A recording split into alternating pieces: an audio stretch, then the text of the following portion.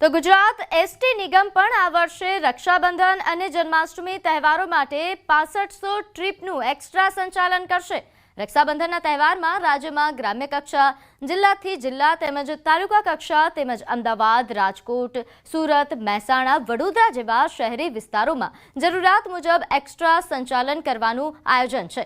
જ્યારે જન્માષ્ટમીના તહેવારો દરમિયાન ડાકોર, દ્વારકા, શામળાજી તેમજ મહત્વના સ્થળોએ જરૂરિયાત મુજબ એક્સ્ટ્રા બસોનું સંચાલન કરવાનું આયોજન કરેલ છે। પ્રવાસીઓ એડવાન્સ બુકિંગ પણ કરાવી શકશે।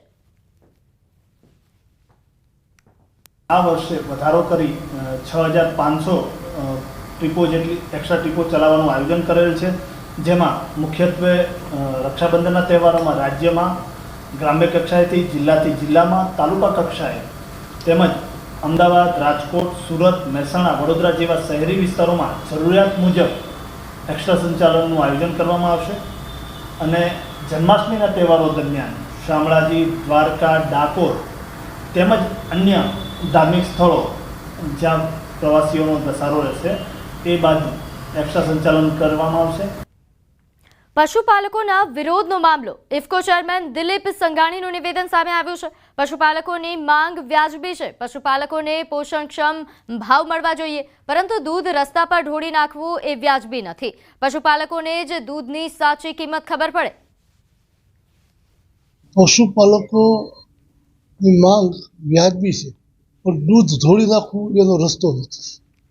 કોઈ પણ કુદરતી જણસ દૂધ હોય કે કૃષિ ઉત્પાદન હોય એને રોડ પર વેડફી નાખવું, ઢોળી નાખવું એ યોગ્ય નથી। એને યોગ્ય શિક્ષણ પણ આપવું જોઈએ અને યોગ્ય ભાવ મળે, એમને પોસાય એવા ભાવ મળે।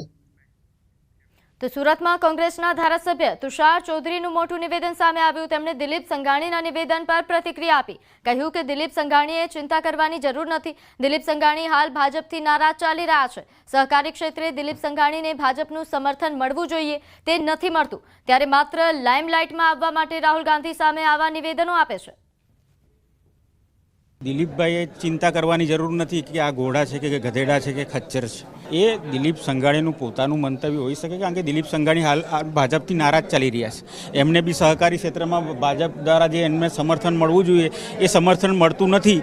એટલે હવે તો લાઇમલાઇટમાં આવવા માટે આવા રાહુલ ગાંધી સામે નિવેદનો કરી રહ્યા છે। બાકી અત્યારે સક્રિય રાજનીતિમાં દિલીપભાઈ સંઘાણી ક્યાં છે?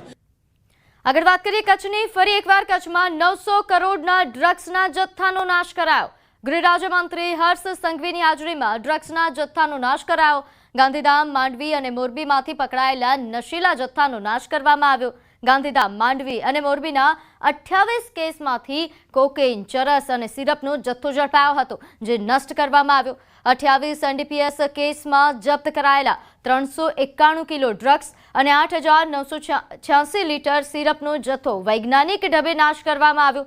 ભચાઉ તાલુકાના લાકડિયા વિસ્તારમાં આવેલી Saurashtra enviro project private limited company ખાતે નાર્કોટિક્સના જંગી જથ્થાનો વૈજ્ઞાનિક પદ્ધતિથી નાશ કરવામાં આવ્યો।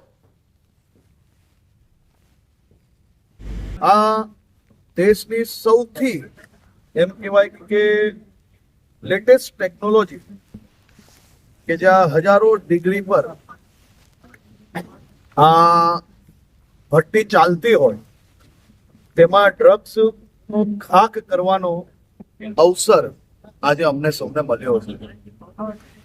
પૂના 900 કરોડ રૂપિયાનું ડ્રગ્સ આજે ખાક કરી। તો હવે વાત કરીએ સુરેન્દ્રનગરની। અહીં સાયલામાં વીજ વાયરની ચોરી સામે આવી છે। સુદામડાવાડી વિસ્તારમાં કેબલની ચોરી થઈ। તસ્કરો કેબલ ચોરી જતા વીજ પુરવઠો ખોરવાયો।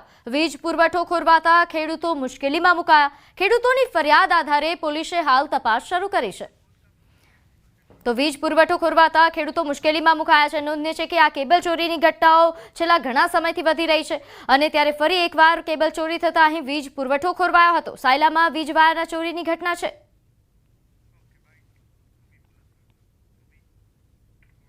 વાયર આશરે 5 ગાળાનો વાયર આજનો છે। કેટલા ખેડૂતને અસર હશે? ત્યાંથી 100 થી 200